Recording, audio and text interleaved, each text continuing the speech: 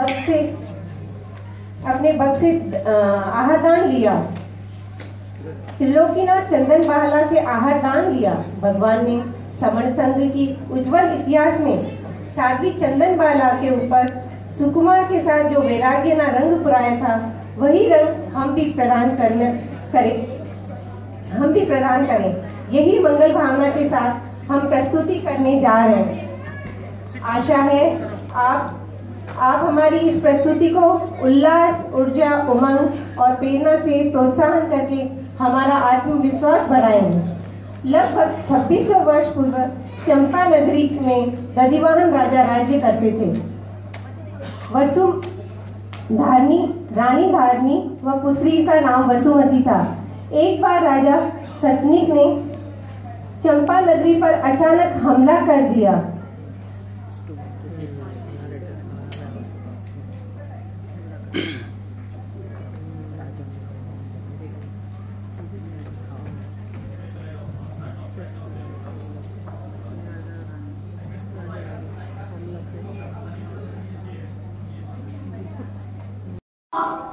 माँ, क्या हुआ बेटी? इतनी घबराई हुई क्यों हो? माँ, मैंने आज बहुत भयानक सपने देखा।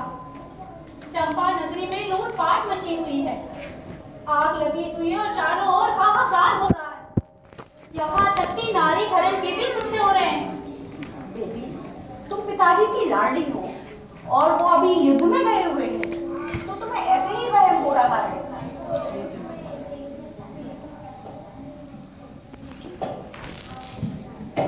महारानी की जय हो। महाराज ने आप दोनों को सुरक्षित लाने के लिए मुझे भेजा है। आप कृपा करके मेरे साथ चलिए।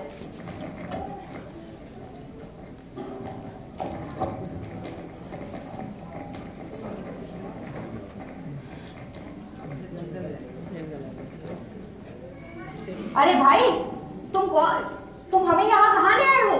भाई कुछ नहीं, अब से मैं तुम्हारा नाथ हूँ। नाथ कहो मुझे प्रिय। तुम कौन हो और क्या चाहिए तुम्हें? मैं तुम्हें देखकर मंत्रमुग्ध हो गया हूँ। दूसरे सैनिक नगर से धनमान लूट कर लाते हैं, पर मैं नारी रत्न लाया हूँ। नारी रत्न जो राजा भोगा करते हैं, वो आज ये सैनिक भोगेगा। तुम एक वीर हो, क्षत्रिय हो, अपनी प्रतिष्ठा की सोचो। यह कार्य तुम्हें शोभा नहीं देता।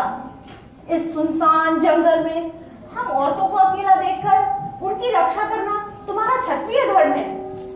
अब भी अगर तुम हमें चंपा नगरी का मार्ग दिखा दो, तो मैं महाराज से कहकर तुम्हारी सजा माफ करवा दूंगी। महाराज मुझे माफ कर देंगे? मैंने ये जोखिम भरा खेल तुम्हें छोड़ने के लिए नहीं खेला। हाथ में आया हुआ शिकार छोड़ दूं, ऐसा मूर्ख नहीं हूं मैं। अगर तुम इसी समय मेरे साथ गंधर्व विधि में लग्न करो, तो तुम्हारी पुत्री को मैं अपनी पुत्री मानूंगा। नहीं, मैं अपना शील व्रत भंग नहीं होने दूंगी, चाहे इसके लिए मुझे अपने प्राणी क्यों न त्यागने पड़े। नहीं माँ, रुक जाइए माँ। बेटी, मनुष्य जन्म बहुत दुर्लभ है। वीतरागी के चरणों में दीक्षा लेने की मेरी इच्छा तो पूर्ण नहीं हुई, परंतु तुम अवश्य वीतराग प्रभु की शरण में रहना, श्रमण संघ का अंग बनना। बेटी, वीतराग प्रभु में मुझे सच्ची श्रद्धा, रुचि सभी मिला। असली भगवंतन की प्राप्ति तो असली पुरुषार्थ को ही मिलता है। बेटी, अब तुम मेरे इस स्वप्न को पूर्ण करना। याद रखना, असली पवित्रता ही सच्चा सुख और धर्म है। बेटी, तुम हमेशा वीतराग प्रभु की आज्ञा में रहना बेटा। यही सच्चा धर्म और पवित्र मंगल है। चलो मेरे संग।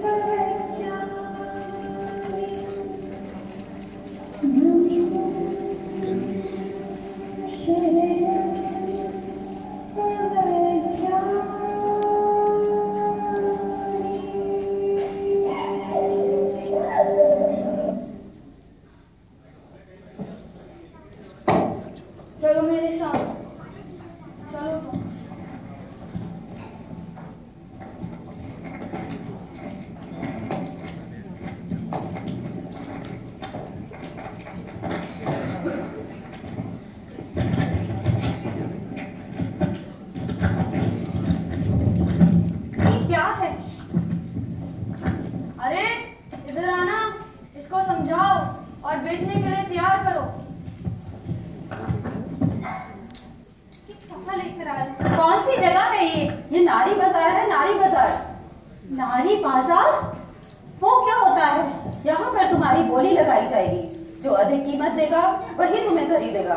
अगर कोई विलासी रसिक होगा तो वह तुम्हें अपना साधन बनाएगा, और यदि कोई वेश्या या वारंगना होगी तो वह तुम्हें अपने कोठे पर ले जाके बिठा देगी, और अगर कोई सेठ होगा तो वह तुम्हें अपनी दासी के रूप में खरीदेगा। ना ना ना ना ना, ये मैं क्या कर रही हूँ? माँ और पिताजी ने मुझे समझाया था कि जो भी होता है वह पूर्व जन्म का फल है, इसमें किसी का दोष नहीं। यह सारे तो निमित्त मात्र है, इसलिए मुझे कोई भी प्रतिक्रिया न देकर इन हालातों का शांति से सामना करना होगा। हे प्रभु, मैं किसी का भी दोष न मानूं। मेरे मन में हमेशा प्रेम भाव बना रहे, चंदन के पेड़ की तरह। हे प्रभु, मुझे ऐसा प्रतीत हो रहा है कि आप मेरे बहुत करीब हैं।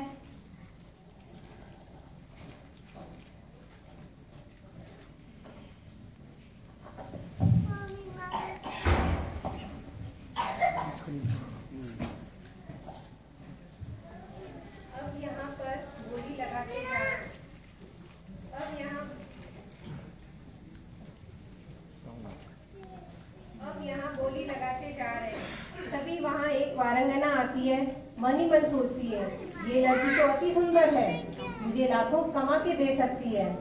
और बोली लगाते लगाते 3 लाख स्वर्ण मुद्राएं तक बोली लग रही होती है। तभी वहां से धन्ना से गुजर रहे होते हैं, उनकी नजर उस बालिका पर पड़ती है।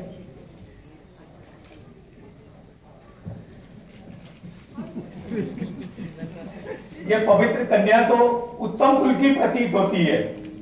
लगता है ये अपने कर्मों की वजह से यहाँ है। देखो कैसे विनम्रता, शीतलता और निर्दोषता झलकती है। शांत सिर झुकाए हुए भी खड़ी हुई है।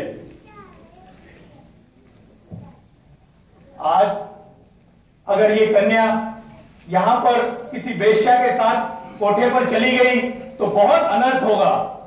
मेरे पास अपार धन संपत्ति होने का क्या फायदा अगर मैं इसको छुड़ा ना सकूं। तो मैं ऐसा करता हूं, इसको 5 लाख स्वर्ण मुद्राओं की बोली लगाता हूं और खरीद लेता हूं। मेरी बोली 5 लाख स्वर्ण मुद्राओं की मंजूर है।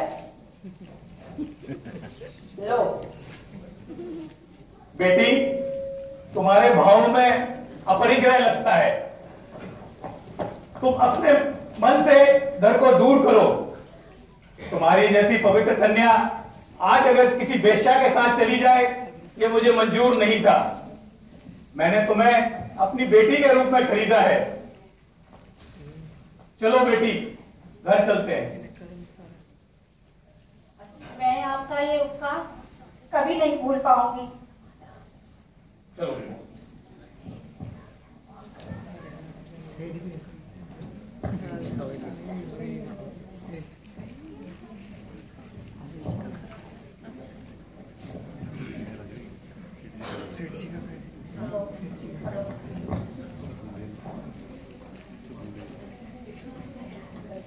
मूला, अरे ओ मूला, किधर हो तुम?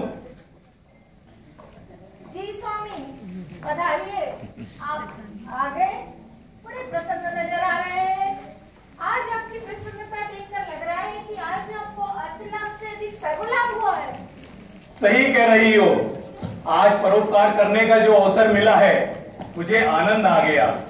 अब तक लोग मुझे लक्ष्मी का स्वामी और भाग्यशाली समझते थे। आज मैंने लक्ष्मी का सदुपयोग किया है। आज मैं एक बहुमूल्य रत्न लाया हूँ। तुम देखोगी तो प्रसन्न हो जाओगी। अरे, आप तो मेरा चंद्रहार ले आए। अरे, ये भी इच्छा आपने मेरी पूरी करी। कहाँ है? दिखाइए दिखाइए, मेरा चंद्रहार दिखाइए। चंद्रहार नहीं नहीं, उससे भी कीमती है, मूल्यवान है। मैं तुम्हारे लिए एक कन्या रत्न लाया हूँ। कन्या? मिली नहीं, मैं उसे नारी बाजार से खरीद कर लाया हूँ। नारी बाजार? आप नारी बाजार गए थे? आज मैं जब शाम को घर लौट रहा था तो देखा एक पवित्र कन्या की नीलामी हो रही है। उसमें मुझे अपनी पुत्री दिखाई दी तो मैंने उसको खरीद लिया। मैं उसको खरीद कर लाया हूँ। कितने में खरीदी? 5 लाख स्वर्ण मुद्राओं में। 5 लाख स्वर्ण मुद्राएं? अरे उस पवित्र कन्या की चरित्र की रक्षा के लिए मुझे 5 क्या, अगर 25 लाख स्वर्ण मुद्राएं भी देनी होती तो मैं क्षणिक भी नहीं सोचता। कहाँ है वो? आओ बेटी, यहाँ आओ। आयुष्मान भव पुत्री। कौन हो तुम? कहाँ से आई हो? मैं भी दिन रात अपना अस्तित्व ढूंढ रही हूँ। आज आपकी छत्र छाया में हूँ, पर मुझे अपने प्रभु के अलावा कुछ भी याद नहीं। क्या नाम है तुम्हारा पुत्री? नाम में क्या है? नाम तो संबंध जोड़ने और तोड़ने वाला है, अहंकारी है। मैं तो मोह माया अहंकार ये संसार के चक्रव्यूह को तोड़ना चाहती हूँ। इसका तो यह पुनर्जन्म हुआ है, तो हमें इसका नाम भी नया ही रखना पड़ेगा। सही कह रही हो। इसका शांत और सौम्य चेहरा देखकर चंदन वाला नाम रखने का मन कर रहा है मेरा। पिताजी, आपके द्वारा दिया गया ये नाम मुझे हमेशा प्रेरणा देता रहे कि हर परिस्थितियों में मैं चंदन के पेड़ की तरह नम्र, शांत और शीतल बनी रहने की अभिलाषा पर खरी उतर सकूं। अवश्य ही पुत्री। चंदन बाला, अब तुम जाओ और आराम करो। जी। मूला, जी स्वामी। क्या भगवान महावीर का मांस कमंड का पारना हुआ है या नहीं? नहीं स्वामी, नहीं। भगवान रोज पधारते हैं और बिना भिक्षा लिए ही लौट जाते हैं। सारे नगरवासी इस बात को लेकर चिंतित हैं। आज 4 महीने हो गए और उनके अभिग्रह का पता नहीं चला है। मुझे ऐसा लग रहा है कि आज अगर वो हमारे आंगन में आए तो उनका ये अभिग्रह अवश्य ही पूरा होगा। माता देवी नंदा भी पधारी थी उन्हें पालना करवाने के लिए, मगर भगवान बिना भिक्षा लिए ही लौट गए। ओहो, माता को कितना दुख हुआ होगा। माता की वेदना तो देखी नहीं जाती है। उन्होंने तो प्रभु के पालना ना करने के दिन से ही आयंबिल का तप शुरू कर दिया है और शांत शौकत की जिंदगी छोड़कर साधारण ढंग से जीना शुरू कर दिया है। धन्य है देवी महानंदा। हम उनकी इस भक्ति का अभिनंदन करते हैं।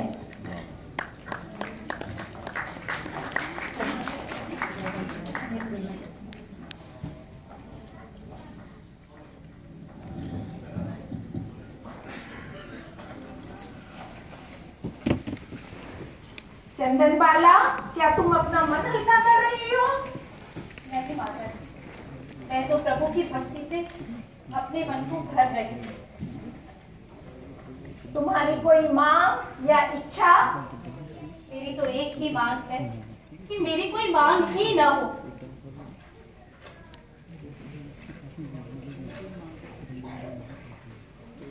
रत्ना, देखा कितनी सुंदर और सुशील है ये। पता नहीं बेचारी किन किन कर्मों से गुजरकर यहाँ आई है। मुझे तो इस पे बड़ी दया आती है। सच कह रही हूँ सेठानी जी, अत्यंत सुंदर गुलाबी गाल, मनमोह वाली अदाएं, काले रंबे रेशमी बाल, बड़ा जोखम है, सावधान रहना। ये तुम क्या कह रही हो? के सारे इस घर में आ तो गई, कहीं षड्यंत्र रचकर आपके शयन कक्ष तक ना पहुंच जाए। होश में रहो रत्ना, अपनी मर्यादा में रहो। सेठानी जी, आपके लिए मेरा दिल है, इसलिए कह दिया, बाकी मुझे क्या। रत्ना, चली जाओ यहाँ से। ठीक है सेठानी जी, आपके सुखी संसार में यह आग लगा देगी, ध्यान रखना।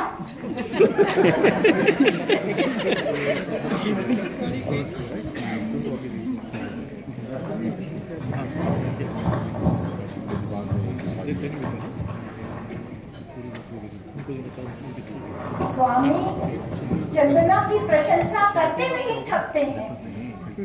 5 लाख स्वर्ण मुद्राएं उस पर खर्च कर दी, बहुत ज्यादा है।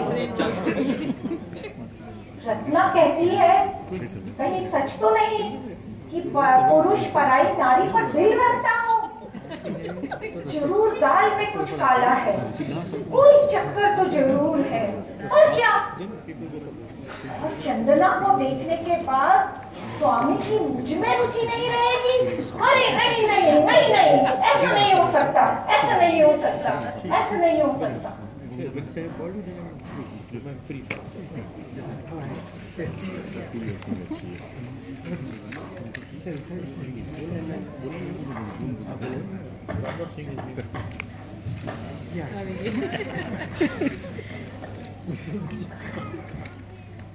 गोपाल, अरे वो गोपाल,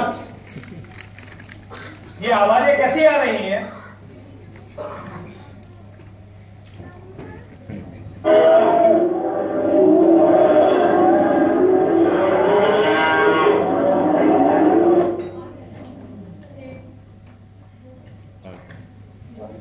सेठ जी, ये पशुओं की आवाज है। इन्हें कसाई खाने ले जाया जा रहा है। गोपाल, जाओ जाकर मुनीम जी से कहो। पिताजी, इस निर्दोष प्राणियों की इतने निर्दय ढंग से हिंसा। ये पशु बोल नहीं सकते, पर इनकी बचाओ बचाओ की पुकार चारों ओर सुनाई पड़ रही है। क्या अभयदान जैसे कोई उपाय नहीं है?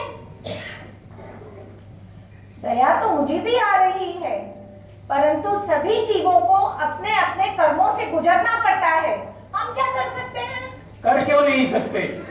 दया ही मनुष्य का सबसे बड़ा धर्म है।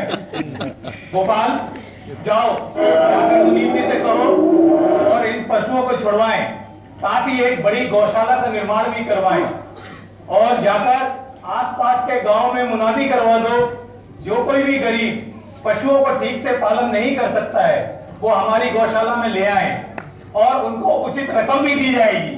ये अचानक आपको क्या हो गया है? पैसे को पानी की तरह बहा रहे हैं। इसी तरह धन को पानी की तरह बहाते रहे तो आगे चलकर हमारे पास दाल रोटी खाने लायक पैसा भी नहीं बचेगा। हे भाग्यवान, लक्ष्मी का क्या? लक्ष्मी तो चंचल है, आज यहाँ है कल वहां होगी। चोर लुटेरे आए और हमारी धन संपदा लूट जाए, इससे तो बेहतर है मैं खुद ही उसे किसी सत्कार में खर्च कर दूं। रुको गोपाल, मैं भी तुम्हारे साथ आता हूं।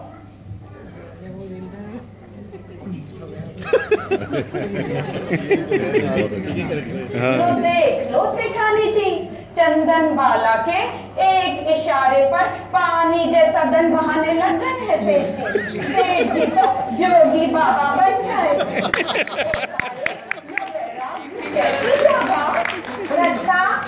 मुझे मेरे स्वामी पर पूरा विश्वास है। ये विश्वास देखना सेठानी जी, कहीं आपको लेना डूबे। बहाना दे, ध्यान रखना। मुझे क्या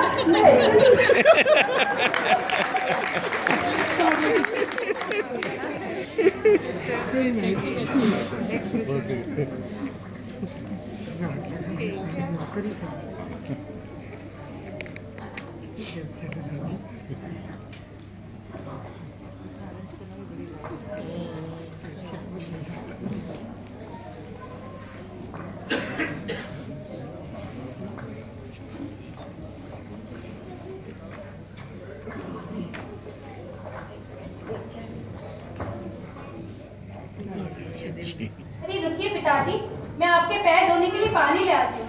नहीं नहीं चंदना, वही पाल ले आएगा।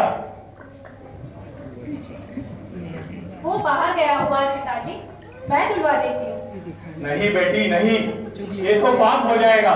लाओ मुझे तो, मैं स्वयं धो लूंगा। कोई पाप नहीं लगेगा पिताजी, पितृ सेवा से कोई पाप नहीं लगता। और क्या आप मुझे अपनी बेटी नहीं मानते हो? चलो बेटी, जैसी तुम्हारी इच्छा। बिराजिए बिराजिए।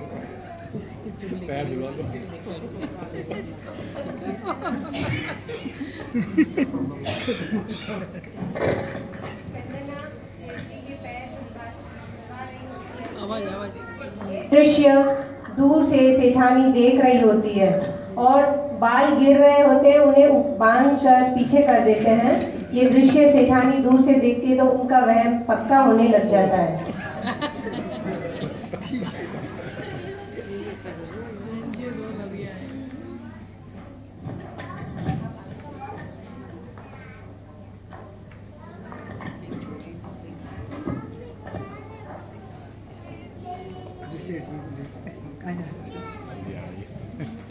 चंदना ने तो मेरे स्वामी पे नजरें गड़ाई हुई है। उसके मन में पाप है। उसने मेरे साथ विश्वासघात किया है। रत्ना, देखा तुमने? चंदना ने मेरे साथ विश्वासघात किया है। मैंने तो सेठानी जी आपको पहले ही सावधान किया था, मगर मेरे ऊपर तो वात्सल्य का पर्दा छाया हुआ था ना। ओ सेठानी जी, अब मैं सोचती हूँ एक मिनट आ रही हूँ। अब आपको चंदन बाला के साथ कड़ा व्यवहार करना होगा, सख्ती से पेश आना होगा, कठोर कार्य करवाना होगा। ये तुम क्या कह रही हो रत्ना? सच कह रही हूँ मैं, मेरी मानो या न मानो। चंदना, ओ चंदना! जी माता जी, तुमने आज तक मेरा वात्सल्य देखा है। आज से तुम इस घर में दासी की तरह रहोगी और घर के सारे कामकाज तुम्हें ही करना है। लेकिन एक बात का ध्यान रहे कि सेठ जी को इस बात की भनक तक नहीं पड़नी चाहिए। जैसी आपकी आज्ञा।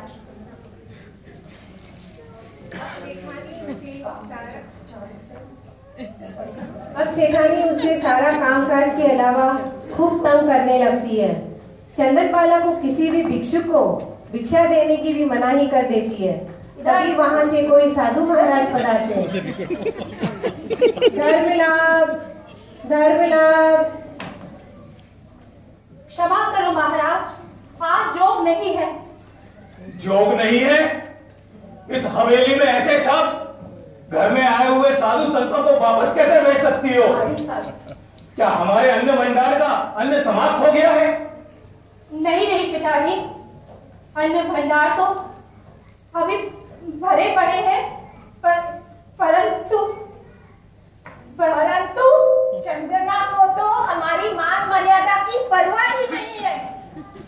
सारे नगरजन तो यही कहेंगे, धन्ना से कंजूस हो गए हैं। अपना तो भाग्य ही फूट गया है। नहीं नहीं मूला, तुम तो व्यर्थ ही राई का पहाड़ बना रही हो। इस कन्या से नादानी में भूल हो गई है। बेटी, आगे से इस बात का ख्याल रखना। जी पिताजी, मुझे माफ कर दीजिए।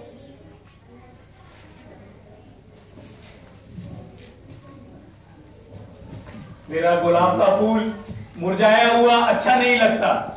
बेटी, मैं तुम्हारे लिए भेंट लाया हूँ। अरे वस्त्र, ये तो बहुत सुंदर है। चंदना को तो नए वस्त्र पहनने का शौक ही नहीं है। माता जी सही कह रही है, मैं इन कीमती वस्त्र का क्या करूंगी? मैंने तो वैसे भी प्रण लिया हुआ है कि वर्ष भर में सिर्फ 3 वस्त्र ही ग्रहण करूंगी। मैं तो बड़े शौक से लाया था बेटी इसको, मगर अफसोस। पिताजी, अगर इस दुनिया में कोई सर्वश्रेष्ठ चीज है तो वो है वैराग्य की चुनरी। पिताजी, मैं आपको वचन देती हूँ कि जब भी मैं दीक्षा लूंगी तो वैराग्य की चुनरी आपसे ही लूंगी। और इस अवसर को मैं बड़े धूमधाम से मनाऊंगी। इस दिन का तो इंतजार ही कर रही हूँ। मूला, मैं सप्ताह भर के लिए बाहर जा रहा हूँ। आजकल देख रहा हूँ तुम बहुत चिंता करने लगी हो। चिंता को तो चिता में जला दो और खुश रहो। चिंता को तो चिता में जलाना ही पड़ेगा स्वामी। ठीक है, मैं चलता हूँ।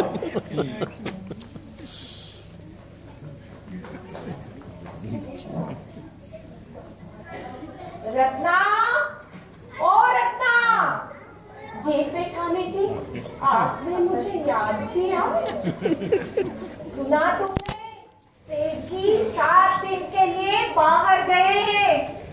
अब हमें क्या करना चाहिए? मैंने आपको पहले ही सावधान किया था सेठानी जी। तुम ही बताओ, कोई तरीका बताओ। अब आपको चंदन बाला के साथ कड़ा व्यवहार करके उसको घर से बाहर निकालना होगा। जिस तरह पैर में से कांटा निकाल देते हैं, उसी तरह अब समय आ गया है, आपको चंदना को घर से बाहर निकाल देना पड़ेगा। और कोई तरीका समझाओ, बताओ बताओ, और कोई तरीका बताओ सेठानी जी। और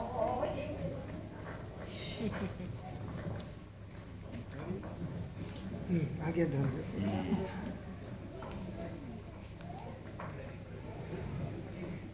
चंदना, ओ चंदना, इधर आओ। जी माता जी, ये तुमने क्या किया है? क्या किया मैंने? क्या भूल हो गई मुझसे? भूल तो मुझसे हुई जो मैंने तुम्हें इस घर में आश्रय दिया है, और तुम्हारे निर्दोष चेहरे के पीछे छुपी हुई नागिन को नहीं पहचाना मैंने। क्या कह रहे हो आप? मेरा अपराध क्या है? ये तुम्हारे गोरे गाल, ये तुम्हारे लहराते बाल, ये सुंदर चेहरा, यही तुम्हारा अपराध है। और मैं सब तुम्हारी चालाकी समझती हूँ कि तुम्हारी नजर मेरे स्वामी पर और इस हवेली पर है। ना माता जी ना, ऐसा मत कहिए, वो मेरे पिताजी हैं। आज मैं तुम्हारे बाल काट डालती हूँ। रुकिए सेठानी जी, मैं आपके लिए अभी उस्तरा लाके दे दूँ। आपकी खुशी के लिए मुझे वो भी मंजूर है। आप तो इसका पूरा मुंडन कर दीजिए।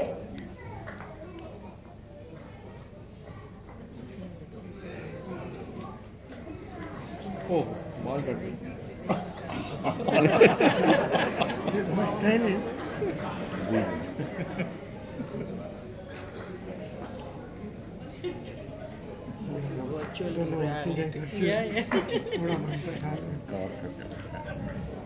चंदना, अब तुम इस घर में दासी की तरह रहोगी। रत्ना, जाओ इसे हथकड़ियां और बेड़ियां डालकर पाल कोठरी में डाल दो, और इसे खाने पीने के लिए कुछ मत देना। जो आप इसे भूखा रखना। ठीक है सेठानी जी, ठीक है।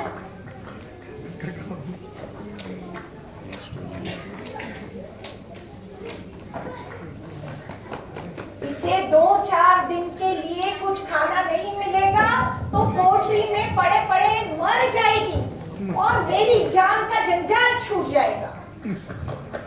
अब मैं एक काम करती हूँ, इसे कोठरी में बंद करके अपने मायके चली जाती हूँ।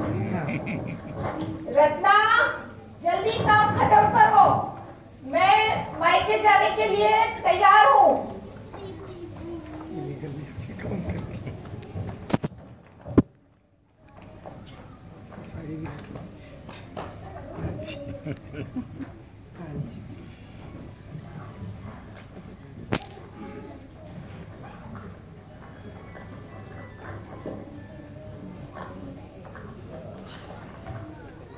ठीक है सेठानी जी, सारा काम खत्म हो गया। काल कोठरी में बंद कर दिया। चलो सामान उठाओ, हम मायके चलते हैं। ठीक है सेठानी जी, ठीक है, चलिए।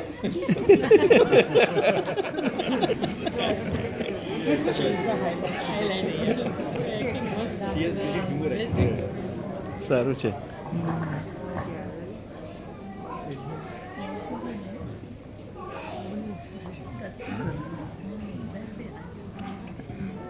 सेठ जी जब घर आते हैं, घर पर ताला देखते हैं, फिर अड़ोस पड़ोस के लोगों से पता करते हैं, तब उन्हें पता चलता है कि सेठानी ने चंदना को बहुत प्रताड़ित करके कोठरी में बंद कर दिया और खुद अपने मायके चली गई। हे भगवान, ये क्या हो गया?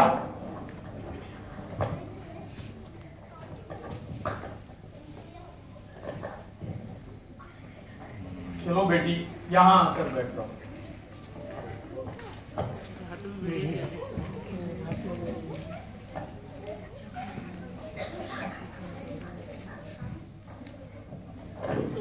बेटी, तुम्हारा ये हाल क्या हो गया है? हाथों में हथकड़ी, पैरों में बेड़ियां और ये माथा मुंडन।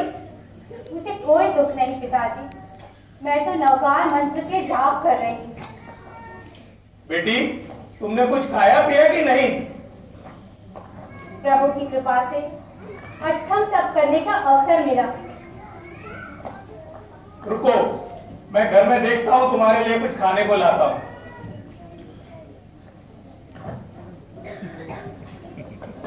कुछ नहीं रखा ही नहीं।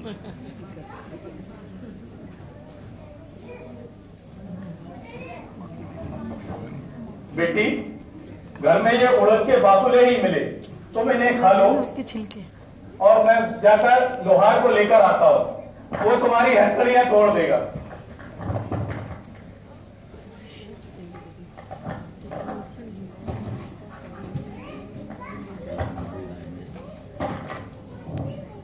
मैंने आज तक किसी को फिर मैं अन्न ग्रहण करूं।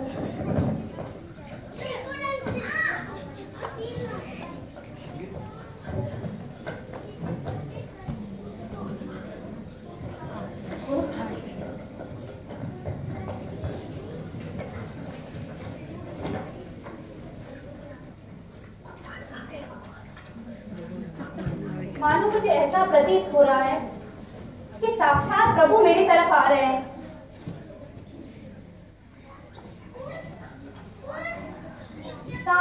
सांसों में मैं तेरी हो रही हूँ, तेरे प्यार में प्रभु जी हो रही हूँ, तेरे प्रेम में प्रभु जी हो रही।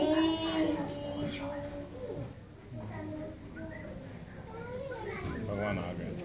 प्रभु ने 13 अभिग्रह लिए होते हैं। वो इस प्रकार होते हैं: उड़द के बाकुले हो, दूसरा सुपड़े के कोने में हो, तीसरा दान देने वाली कन्या का एक पैर अंदर और एक पैर बाहर हो, चौथा समय का तीसरा प्रहर हो, पांचवा अविवाहिता कन्या हो, छठा राजकन्या हो, सातवां बाजार में बिकी हुई हो, और आठवां सदाचारी और निरपराधी हो, नौवां पैरों में बेड़ियां हो, 10वां सिर मुंडा हो, 11वां शरीर पर मात्र कांच पहने हो, और 12वां 3 दिन की भूखी हो। ये 12 अभिग्रह तो पूर्ण होते हैं, पर चंदनबाला के आंखों में आंसू वाला 13वां अभिग्रह पूर्ण न देकर प्रभु लौट जाते हैं। इस प्रभु को लौटते देख चंदनबाला रो पड़ती है। प्रभु, हे कृपा निधान, वापस ना जाओ प्रभु, लौट आओ। मुझसे क्या भूल हो गई प्रभु? प्रभु लौट आइए, आहार ग्रहण कीजिए और मुझे धन्य कीजिए प्रभु। लौट आइए, लौट आइए प्रभु, लौट आइए। चंदनबाला को रोते देख प्रभु आहार दान लेने आ जाते हैं। जैसे ही प्रभु को आहार पहुंचाने का शुरू होता है, उसी वक्त अहोदानम के शब्द गूंज उठते हैं।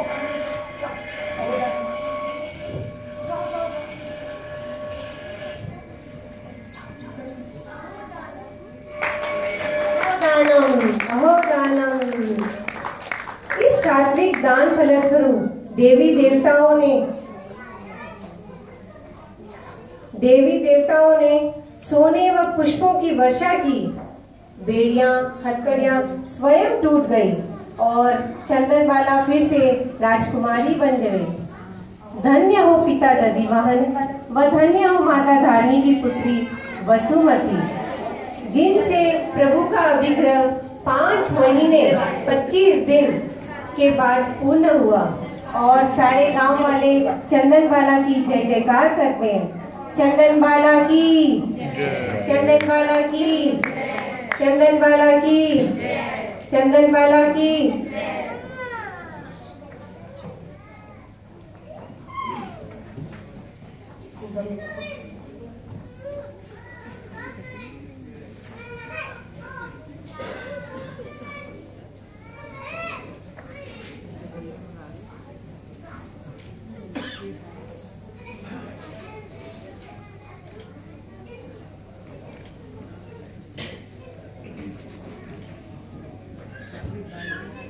तुम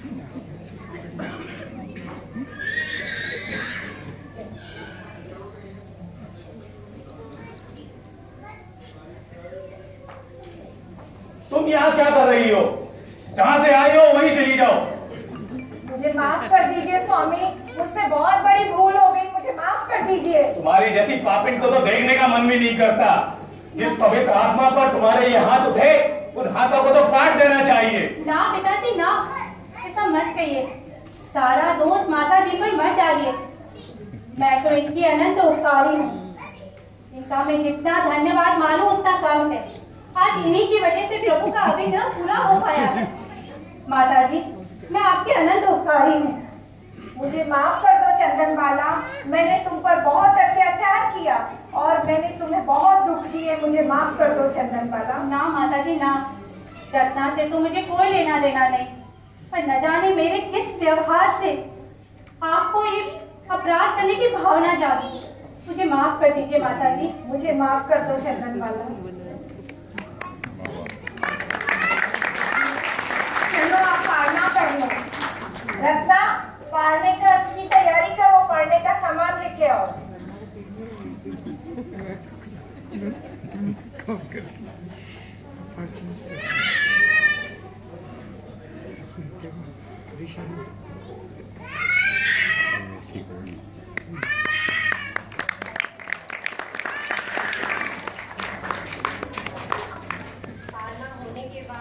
कौशाम्बी के राजा रानी जो चंदना के मौसा मौसी होते हैं वहां पर आते हैं। चंदना सेठ सेठानी जी की आज्ञा लेकर उनके साथ राजमहल चली जाती है और फिर कुछ समय बाद जब भगवान महावीर को केवल ज्ञान प्राप्त हुआ तब चंदनबाला ने दीक्षा ली और उनके साथ 36,000 बहनों ने भी दीक्षा ली। एक बार चंदनबाला की शिष्या मृगावती जी उपाश्रय में देरी से पहुंचती है। देर पहुंचने का कारण पूछने पर देरी से पहुंचने पर उन्हें सजा मिलती है और उस सजा की अग्नि की पश्चाताप की अग्नि में जलते जलते उनको उसी रात्रि उनको केवल ज्ञान प्राप्त होता है। और उसी रात्रि चंदनबाला के पास से एक सर्प जा रहा होता है। तब मृगावती जी ने उनका हाथ उठा के एक तरफ दूसरी तरफ कर देते हैं। तब चंदनबाला की आंख खुल जाती है और कारण पूछने पर बताते हैं कि सर्प जा रहा था। तो चंदनबाला आश्चर्य से, इस घनघोर अंधेरी रात में आपको कैसे पता चला? क्या आपको कोई विशेष ज्ञान हुआ है? तब मृगावती जी ने कहा, हाँ, मुझे केवल ज्ञान प्राप्त हुआ है। ये सुनकर स्वयं को धिक्कारने लगती है चंदनबाला कि ऐसी महान सती चंदनबाला, ऐसी महान सती मृगावती जी की और केवल ज्ञानी अष्टियों की साधना की मैंने। ये पश्चाताप करते करते उन्हें भी उसी रात्रि केवल ज्ञान प्राप्त होता है। बहुत वर्षों तक संयम पालने के बाद उन्हें मोक्ष की प्राप्ति हुई। ये थी महावीर स्वामी की प्रथम शिष्या की जीवनी। इस प्रस्तुति के दौरान कोई अनुचित दृश्य दर्शाया हो और विलंब किया हो तो अब हम सब क्षमा चाहते हैं। सती चंदनबाला की जय, श्री महावीर स्वामी की, श्री श्रवण संघ की जय।